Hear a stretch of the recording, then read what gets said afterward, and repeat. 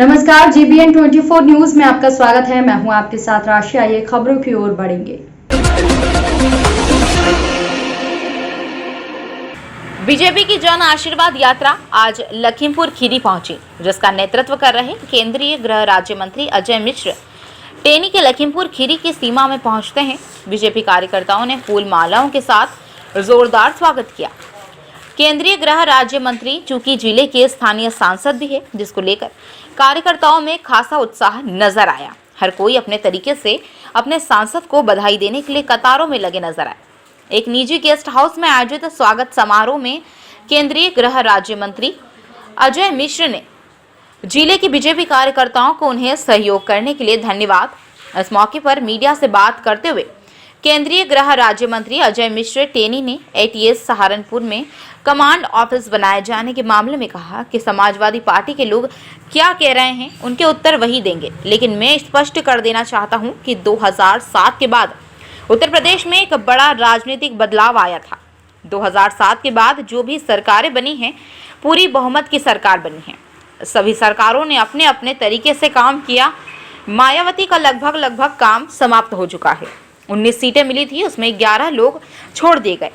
Samajwadi party के मुखिया अखिलेश सिंह ने कभी जमीन पर संघर्ष नहीं किया। 2012 में मुलायम सिंह के कारण सत्ता में आई थी सरकार, लेकिन उन्होंने अखिलेश यादव को मुख्यमंत्री बना दिया।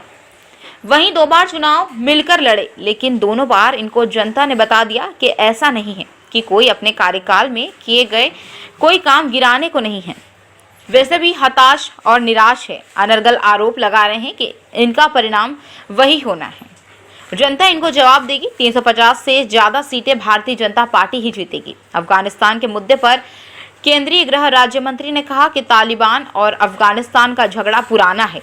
अमेरिका के सैनिकों के वापस जाने के बाद अफगान सेना तालिबान का मुकाबला नहीं कर पाई। इससे पहले भी हमारी सरकार ने विदेशों से लोगों को एयरलिफ्ट किया है। आगे भी हमारी विदेश नीति जैसे होगी उसी के अनुसार काम करेंगे।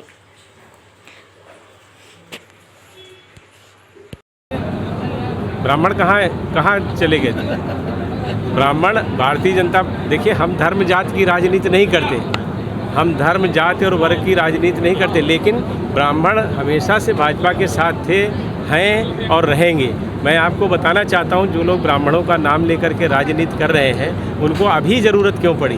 उनका आदर्श विकास दुबे क्यों है? उनका आदर्श राजनारायण मिश्रा और मंगल पांडे क्यों नहीं है? ऐसे लोगों को जनता बहुत अच्छी तरह से जानती है।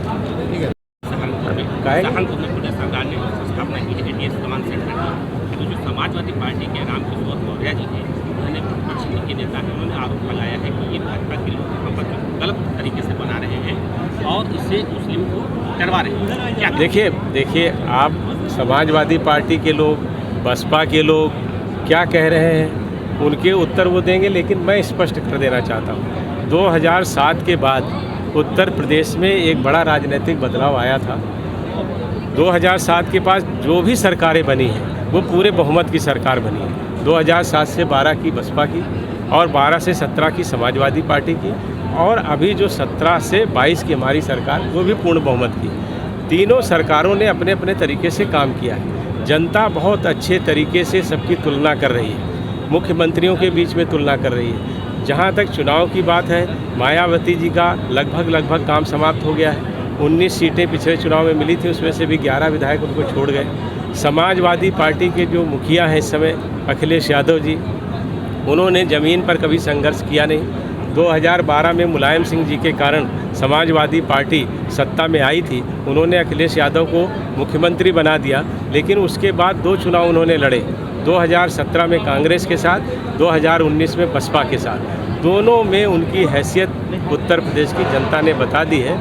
इसलिए मैं ये समझता हूँ कि ये सब दल इस तरह के राजनीतिक दल हैं जिनके पास कोई मुद्दा नहीं है, विकास की कोई बात नहीं है, अपने कार्यकाल में किए गए कोई काम गिनाने को नहीं है। ऐसे में ये हताश और निराश हैं, ये अनर्गल आरोप लगा रहे हैं। इनका परिणाम वही होना है, जनता इनको जवाब देगी। 350 से ज़्यादा सीटें भारतीय जनता पार्टी लाई। 2022 को हालात जी भारतीयों को लाने के लिए क्या प्रयास कर रहे हैं? दोनों देशों द्वारा क्या प्रयास? अफगानिस्तान में देखिए, तालिबान और अफगानिस्तान का युद्ध बहुत पुराना है और तालिबान बहुत लंबे समय से ये प्रयास कर रहा था कि वो अफ़गानिस्तान में अपनी सत्ता को लाए।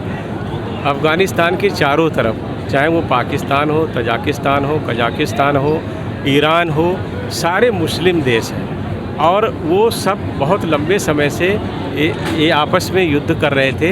इन देशों से हथियार प्राप्त करके अफ़गान और तालिबान का युद्ध लंबे समय से चल रहा था।